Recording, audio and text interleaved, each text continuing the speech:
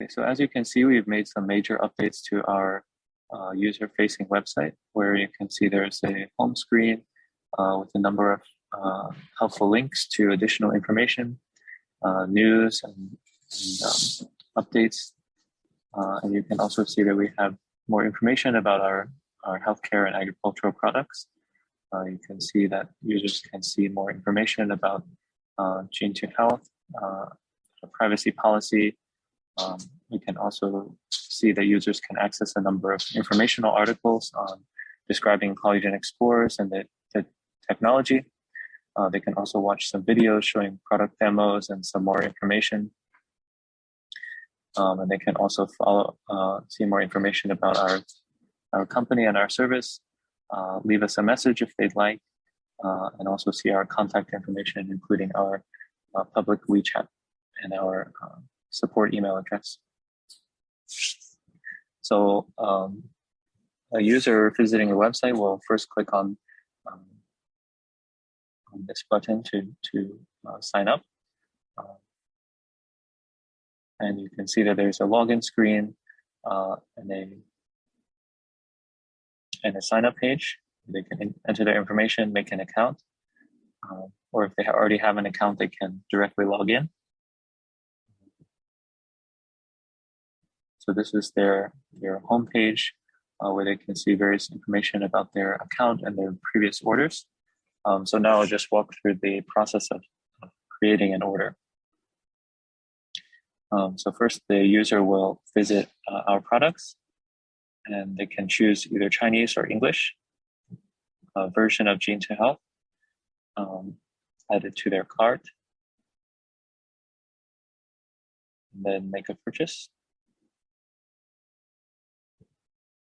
So you can see that we have different payment options, for example, Alipay.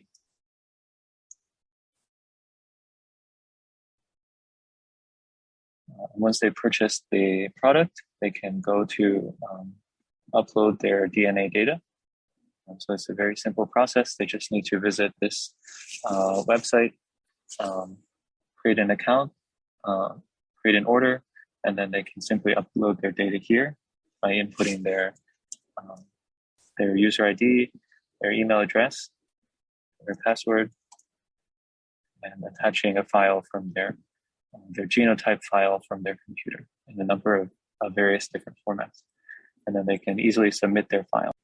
So we can see on this user-facing website, there are a number of additional important updates. So first of all, we can see that there is an important questionnaire to collect some basic contact information and basic demographic information about our users, including their sex, age, etc. We also need to collect their ancestry information to inform our genetic analysis, and they can submit their answers and we'll receive it directly to our backend server.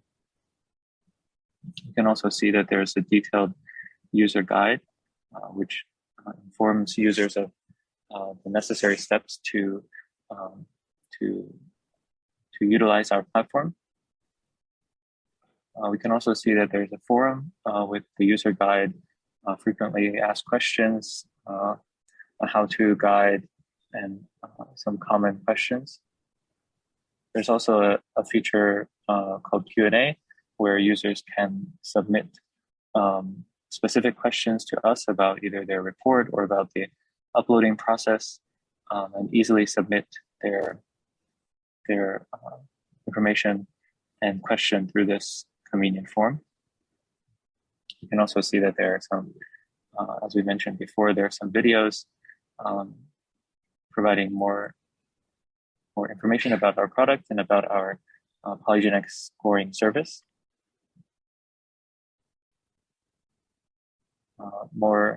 More detailed information about us and our company and our product. And on the side, we can see that there are some QR codes for following our WeChat, etc., and a chat box for contacting us as well. User has uploaded their data to the website. We access their data on the back end to run it through our processing pipeline, and we output this health report, and we will send a secure link to the user's registered email where they can access the website and log in to view this generated report. So we can see that first we have a kind of overview of what's in the report. We have a general welcome and an introduction to their personalized DNA report, where we give some general background and prepare them to view their results. Afterwards, we show an overall summary of their results. So we can see that in this current report, we have 882 different traits and phenotypes, which we've analyzed from their DNA across 29 different categories of traits. And these are informed by 59 different genomic studies. So we afterwards, we give a overview of the analysis summary, highlighting for them what they may want to pay attention to, providing them specifically in this report, just as an example, we show the top 10 phenotypes where they have the most extreme genetic risk. So in red, we show those very, very high risk polygenic scores, and in green, we show those where they have a very, compared to the population, they have a very low genetic risk. So we can see that for this person, their highest risk traits are average heart rate and schizophrenia, where they have relatively low risk of this specific brain-based MRI marker. So we can see this for the top 30 traits for this individual. And then here we can see an interactive visualization of the overall polygenic profile of this individual. So we can see that you can choose different disease categories. So for example, right now we're showing the metabolic disorders. But we can also click on neurological disorders, where we can see this individual's risk across different disorders.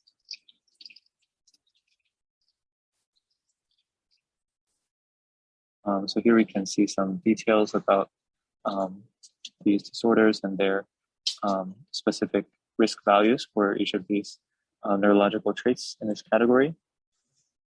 So we try to give a more generalized interpretation, which we call P. So this represents their relative risk relative to the population. So a P of 50 or 0.5 would mean that you would have 50% higher risk than the average population in your same ethnicity category. So here we can see that we also show for each of the outcomes, we show some more details, and also we show some additional information about each phenotype. So we show the kind of basic heritability and population prevalence of each of these diseases, in addition to their specific genetic risk for each of those scores, each of those traits.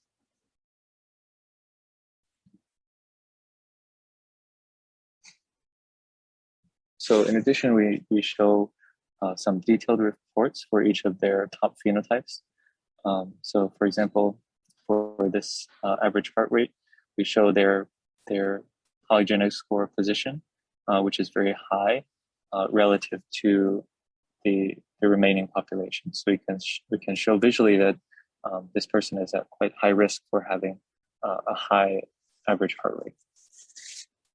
And we can also show a link to some more information about this specific trait. Also some performance metrics specifically from the study, which these polygenic score weights were drawn from. And we also should provide the link to the more details about the study, which this polygenic score is calculated from. So we can see that we've also shown these for the remaining top traits, where they may have some different metrics for their accuracy measurement. And we also show more details for the remaining traits. So users can focus on whichever traits they may be most interested in, including those which they may be at quite low risk for, or have a lower polygenic score for.